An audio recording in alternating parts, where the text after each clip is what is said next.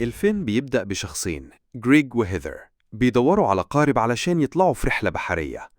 وهم هناك بيقابلوا واحد صاحب قارب اسمه ديف، وبيقول لهم بلاش يركبوا القارب ده لأن كان في ناس قبليهم ركبوه، ولما رجعوا من غير صاحبهم اللي قرش أكله. بعد شوية بيجي تاكر صاحب القارب وبيعرف عليهم وبيسألهم إذا كانوا مرتبطين ولا حاجة. بيردوا عليه إنهم مجرد أصحاب بس. ساعتها تاكر يقول لهم يعني مفيش حد يعرف إنكم هنا. هيذر تتوتر وبتسأله ليه؟ فيرد عليها كنت عايز أتأكد إنكم كتبتوا وصيتكم قبل ما تسبحوا مع القروش. الرحلة بتبدأ وكل حاجة هادية، وبيحكي لهم تاكر عن أول مرة شاف فيها قرش وكان عنده 7 سنين، وبيوريهم الجرح اللي في ظهره من وقتها. بعد كده بيوصلوا للمكان اللي فيه القروش. جريج بيحاول يهدي هيذر، بس أول ما بتشوف القرش بتتشل من الخوف. تاكر يجي يعلمهم تمرين استرخاء شهيق وزفير عميق، وبعدها يبدأ يغني لهم بيبي شارك، فهيذر تضحك شوية. بعد ما يدخلوا القفص ويغوصوا، القروش بتحيط بالقفص من كل ناحية، وهيذر بتتوتر وجريج يحاول يهديها. ولما تخلص مدة الغطس فكر يطلعهم، وفجأة يطلع سكينة ويطعن بيها جريج في رقبته وبيرميه للقروش. بعدها يرجع يطلع هيذر بطريقة مرعبة. المشهد بيتغير وبنشوف بنت واقفة في السوبر ماركت مستنية دورها، وراجل بيسأل عن كابلات توصيل وما يلاقيش، ولما يلفي يسألها لو عندها كابلات تقول له لأ. وهي خارجة من السوبر ماركت رايحة عربيتها، يجي الراجل تاني ويطلب منها توصله عربيته، وفعلا بتساعده يصلح عربيته وبيتعرفوا على بعض. اسمهم موزس وزفير. بالليل زفير بتروح للشاطئ علشان تركب الموج، وهي بتصلح لوح التزلج بتاعها مش بتلاقي المفتاح. في الناحية التانية في عربية باين إنها بتاعة تاكر، بتقرب منها وتطلب مساعدة بس هو مش جوه. تدور على المفتاح وفجأة يظهر تاكر ويديها المفتاح ويسألها إذا كانت جاية لوحدها، ويقول لها ده خطر علشان الموج عالي. بترد عليه وانت لوحدك.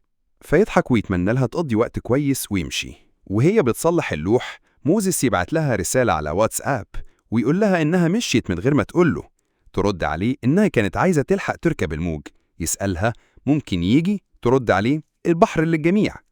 بس فجأة تاكر يجي ويحط كيس على راسها ويخنقها لحد ما يغمى عليها وياخدها في عربيته للمركب. تاني يوم الصبح موزيس يلاقي عربية زيفير، ولما ما يلاقيهاش فيها يتصل بيها يلاقي تليفونها جوه العربية. يقلق عليها ويروح يبلغ الشرطة، بس الشرطي يقوله إنه مفيش بلاغ بيتعمل من غير معلومات كفاية، فيخلي وصفها عندهم وهيبلغوا بيه زمايله. المشهد بيرجع لزيفير وهي مربوطة في السرير، وبتصحى وتلاقي نفسها في غرفة مقفولة تصرخ. وساعتها هيزر تعرفها إنهم اتخطفوا من تاكر صاحب المركب وإنه قتل جريج. زيفير تحاول تفك الكلبشات بأي حاجة قبل ما تاكر يرجع، بس يدخل عليهم ومعاه مية وأكل يشربوا علشان عطشانين. تاكر يخرج وزيفير تحاول تاني تفك الكلبشات، بس هيزر تفقد وعيها. يدخل تاكر ويقول لزيفير إنها كمان هتفقد الوعي لأنه حط مخدر في المية، ويشوف السلكة اللي كانت بتستخدمه ويقول لها بحب الناس اللي ما بيستسلموش بسهولة، وعادها يغمى عليها. تفوق زيفير تاني تلاقي نفسها مربوطة على سطح المركب، وتشوف هزر نايمة وتاكر واقف وراهم بيظبط الكاميرا على البحر.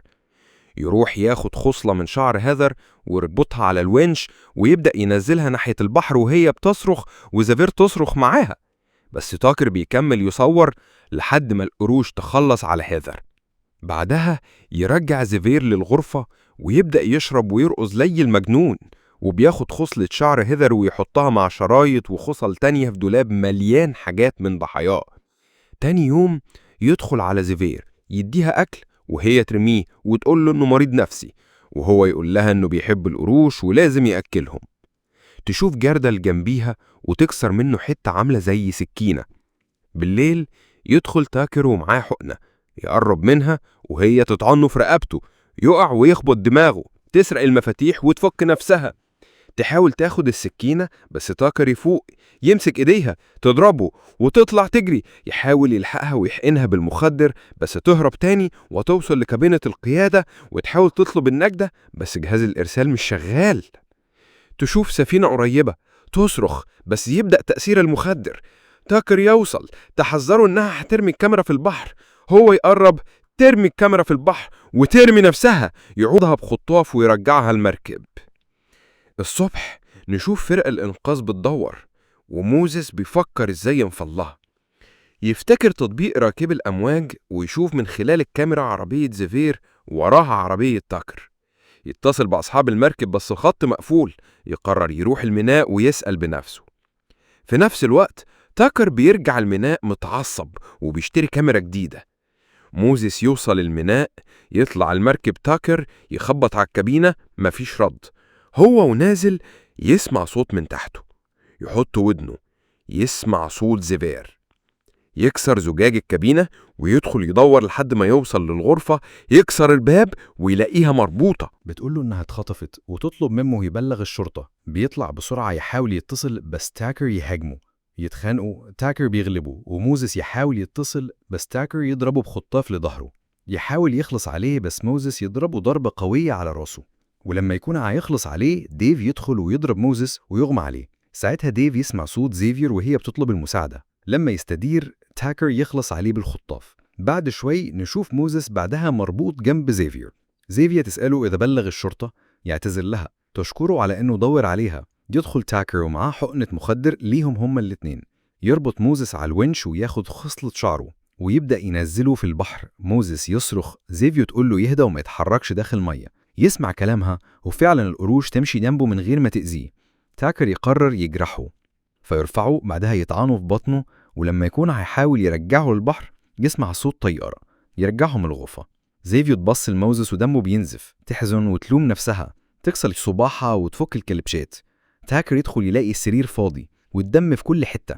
زيفير تستغل الفرصة وتطلع من ورا الباب وتقفله من بره. ساعتها تاكر يروح ناحية الشباك ويحاول يفتحه. زيفير تروح الكابينة تحاول تشغل المركب بس تاكر كان طلع من الغرفة وراح يطفي المحرك. تفقد الأمل بس تشوف جزيرة قريبة، تجيب شعلة استغاثة. تاكر يجي من خلفها ويحاول يهاجمها بس هي تضربه بالشعلة وتهرب للمطبخ. تشوف شباك زجاجي تحاول تكسره. لما تطلع هدومها تعلق ويلحقها تاكر ويشدها بقوة ناحيته.